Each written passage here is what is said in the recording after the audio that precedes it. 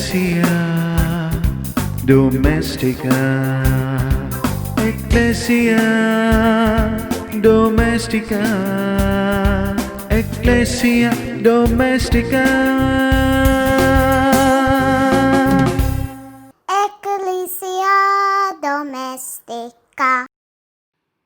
Welcome to Ecclesia Domestica.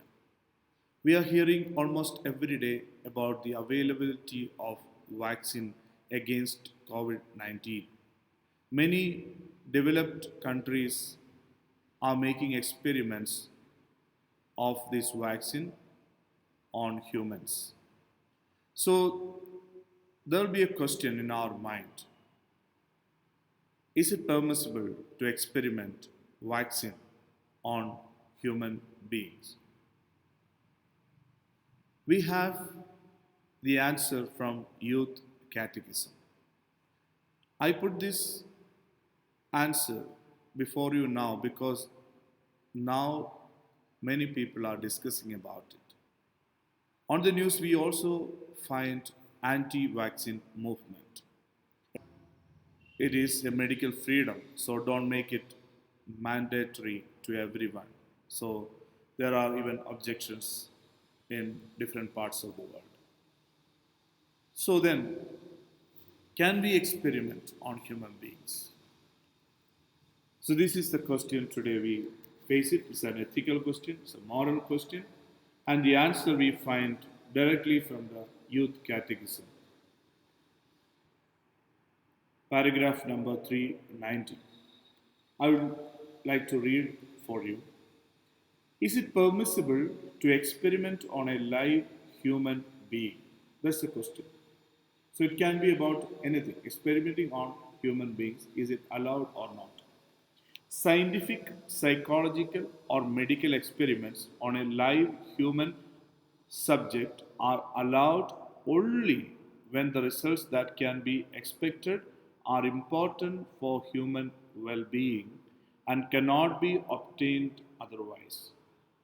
Everything, however, must take place with the free and informed consent of the subject in question. So, mainly two things are given as explanation or answer. So, one is the result can be expected are more important for human well being and cannot be obtained otherwise. It is not to make money, it should not be by the pronouncement of any medical or drug mafia. It should be for the well-being of the whole human being. And secondly, there is no other option other than experimenting on humans. And this is the first sentence. And secondly, the person whom you are going to experiment should be informed well about all its maybe side effects, consequences, and how it will work in his body. He should be informed thoroughly, and you should get the consent also from that person. So that is the main criteria of experimenting on human lives. It should never harm a human being. It should always keep the dignity of the human person. And moreover, the experiments must not be disproportionately risky. To make human beings the subject of research against their will is crime. So again, we can also be proud that Catholic Church has got a pontifical academy for life as well. So whenever there's a question against this kind of question against experimenting vaccine on human beings and all, we have got the medical expertise opinions from this Pontifical Academy for Life. ഞാൻ ഇതൊന്ന് മലയാളത്തിലും കൂടെ പറയാനായിട്ട് പരിശ്രമിക്കുകയാണ്. നമ്മൾ വാക്സിനെ കുറിച്ചൊക്കെ ഒത്തിരിയേറെ ഈ സമയത്ത് കേൾക്കുന്നുണ്ട്. COVID-19 എന്ന ആ ഒരു മഹാമാരിക്ക് എതിരായിട്ട് ഉള്ള വാക്സിൻ ഉടനെ വരും. പല രാജ്യങ്ങളും അതിൻ്റെ തയ്യാറെടുപ്പിലാണ്. എന്നാൽ പലയിടത്തും ലോകത്തിൻ്റെ പല ഭാഗത്തും ഇതിനെതിരെയും ചില ശബ്ദങ്ങൾ ഉയരുന്നുണ്ട്. വാക്സിൻ മാൻഡേറ്ററി നിർബന്ധമാക്കരുത് എന്നൊക്കെ പറഞ്ഞുകൊണ്ട് പലരും അതിനെതിരെ സംസാരിച്ചു വരുന്നുണ്ട്. അപ്പോൾ ഈ ഒരു സമയത്ത് നമുക്കറിയാം വാക്സിൻ ആദ്യം മൃഗങ്ങളിൽ അത് പരീക്ഷിച്ചിട്ട് 2-3 ഘട്ടം പരീക്ഷിച്ചിട്ടാണ് ഒരു സാമ്പിൾ മനുഷ്യരിലോട്ട് അത് പരീക്ഷിക്കുക എന്ന് പറഞ്ഞാൽ കൂടുതലായിട്ടും അത് ആ രോഗമുള്ള വ്യക്തിയിൽ തന്നെ അതിനുള്ള മരുന്നായിട്ട് തന്നെയാണ് പരീക്ഷിക്കുക എന്നാണ് നമ്മൾ മറ്റുള്ള WHO-യുടെയൊക്കെ അറിയിപ്പിൽ നിന്നൊക്കെ നമുക്ക് മനസ്സിലാകാനായിട്ട് സാധിച്ചിട്ടുള്ളത്. എന്നാൽ കത്തോലിക്ക സഭ ഇതിനെക്കുറിച്ച് വ്യക്തമായിട്ട് പഠിപ്പിക്കുന്ന കാര്യങ്ങളിൽ പെടുന്നതെന്ന് പറഞ്ഞാൽ യൂത്ത് കാറ്റഗിസം 390 പാരഗ്രാഫിലാണ് അത് പറയുന്നത്. അതായത് അത്യാവശ്യ ഘട്ടങ്ങളിൽ എന്ന് പറഞ്ഞാൽ ജീവിക്കുന്ന മനുഷ്യനിൽ പ്രകാരമുള്ള ഈ വാക്സിൻ പോലുള്ളത് നമുക്ക് എക്സ്പെരിമെൻ്റ് ചെയ്യാം, വേറൊരു ഓപ്ഷനും ഇല്ലെങ്കിൽ വീണ്ടും അത് മാക്സിമം ഏറ്റവും കൂടുതൽ ആൾക്കാരുടെ ആ ഒരു സൗഖ്യത്തിന് വേണ്ടിയും കൂടി ആയിരിക്കണം.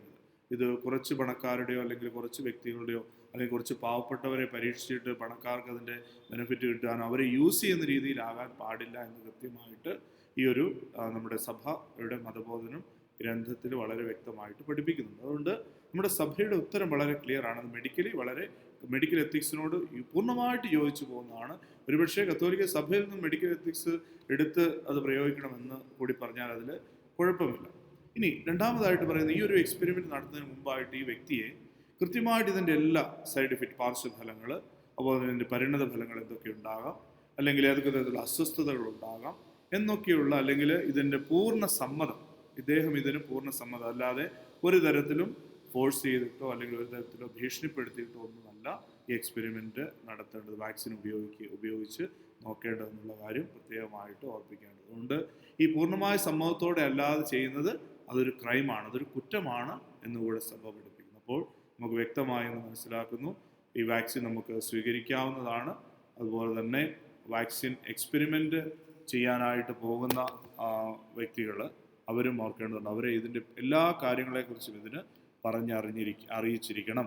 ഇതൊരു ഹോസ്പിറ്റലിൻ്റെയോ അല്ലെങ്കിൽ കുറച്ച് വ്യക്തികളുടെയോ അല്ലെങ്കിൽ ഒരു ഡ്രഗ് മാഫിയയുടെയോ ഒരു ബിസിനസ്സായി മാറാൻ പാടില്ല. മറിച്ച് എല്ലാ സമൂഹത്തിൻ്റെ, ലോകത്തിലെ മനുഷ്യരുടെ മുഴുവൻ നന്മയെ ആഗ്രഹിച്ചു വേണം ഇത് നടത്തുക എന്നുള്ളത് വളരെ വ്യക്തമാണ്. രണ്ടാമതായിട്ട് ആ വ്യക്തിയെ പൂർണ്ണമായിട്ടും അറിയിച്ചിരിക്കണം. ഇതിൻ്റെ പരിണത ഫലങ്ങളും ഇതിൻ്റെ പാർശ്വഫലങ്ങളും എല്ലാം ഇതിനെ അറിയിച്ചിരിക്കണം എന്നുള്ളതും ഇവിടെ ഓർപ്പിക്കുന്നുണ്ട്. അതുകൊണ്ട് മനുഷ്യജീവൻ വിലയേറിയതാണ്. മനുഷ്യജീവിതത്തിൻ്റെ മഹത്വം എപ്പോഴും ആരംഭം മുതൽ അവസാനം വരെ കാത്തു സൂക്ഷിക്കേണ്ടതാണ് എന്ന് എപ്പോഴും കത്തോലിക്ക സഭ പഠിപ്പിക്കുന്നു. ഇവിടെ ഈ വാക്സിൻ്റെ ഈ കാര്യത്തിലാണെങ്കിൽ കത്തോലിക്ക സഭ വളരെ വ്യക്തമായിട്ട് അതിൽ ആശങ്കകൾക്കൊന്നും ഇടയില്ലാതെ തന്നെ കൃത്യമായിട്ട് പഠിപ്പിക്കുന്നത് നമുക്ക് ശ്രമിക്കാം.